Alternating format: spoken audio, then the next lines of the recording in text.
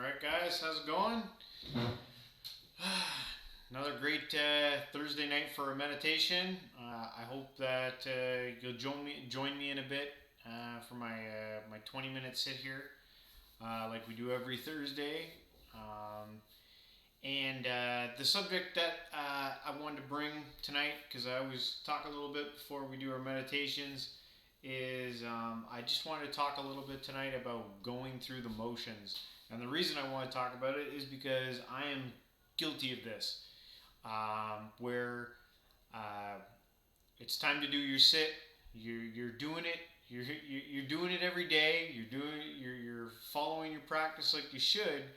But when it comes time to do your meditations, you just get caught up in the fact that, oh, you're sitting there and you're doing it, but you're not really doing the mental work. You're not really doing the focus and the anchoring of your breathing.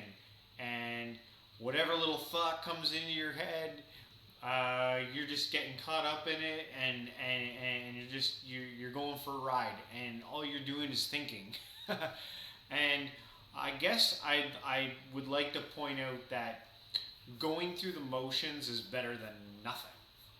So if all you can do is go through the motions, go through those motions, because you will have moments where you can snap yourself out of it and do it.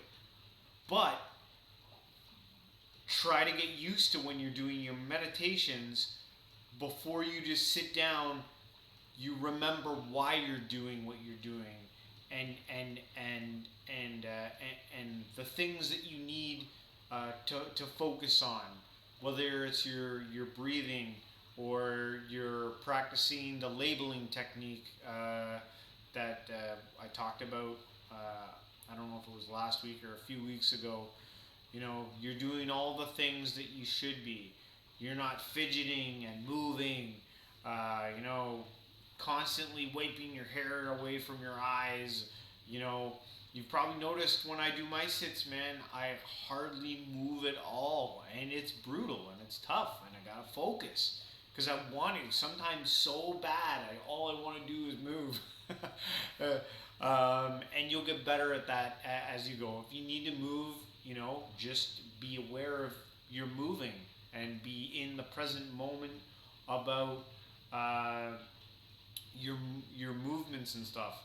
So really pay attention uh, to your going through the motions. You'll find, like, if you've had a tough week or something awful happen, it's gonna be in your head, man. Like, when tragedy strikes, it seems like you're just sitting there and all you can think about. And also picking a good time of day. I do mine in the mornings and it's not bad, but I prefer the afternoon when I'm not working. And I know most of you got to work around a schedule. So you know whether you're doing it at night or in the morning, you don't want to be too tired. I'm really used to getting up early in the morning. Sometimes, if I haven't had a good night's sleep before, it'll be rough in the morning. But sometimes what I'll do, one trick is, like, I'll skip in the morning, but you make sure that you do it at night when you come home from work. Uh, I don't like to do it when I get home from work because I got three kids and my wife, and the house is a madhouse. I like it in the morning because it's quiet, um, and I can really focus. Either I'll do it in the morning or late at night after the kids have gone to bed. Um, or my wife, she's answering emails or something like that. I try to make sure things are quiet. You're gonna have to work around it. You're gonna have to get flexible for your meditations. So I thought I would just bring that. Just be aware of that, going through the motions. Catch yourself. Think about it. How's it been going for the last few days? Are you just sitting there and just thinking about all the things that are going on in your life? Uh, and know that you're probably not growing too much when you're letting that happen. But again, what I said, if all you can do is go through those motions, go through those motions, because that's better than nothing. But it, remember why you're doing what you're doing. You want that growth. You want it. You got to go after it. And again, don't just be sitting here listening to me. You know, there's tons of content online about how to hone your skills and get good at meditation. And I can stick my foot in my mouth. I can say something. I can be wrong. You know, we're all just trying to figure this out together. You know, so yeah, do your research. Do everything you can to just get better and better and hone those skills on your meditation. That's what I'm trying to do, man. I'm just trying to take in as much as I can to get better at it, so I can get the results. I just want to build upon what I've already seen in my life. I want it to get better. I want to grow, um, and that's what this is about. So. All right. Well, I think I've talked enough to get started here. So I'll put the music on like I normally do. We'll do our 20-minute sit, and then I'll come back and we'll talk. All right.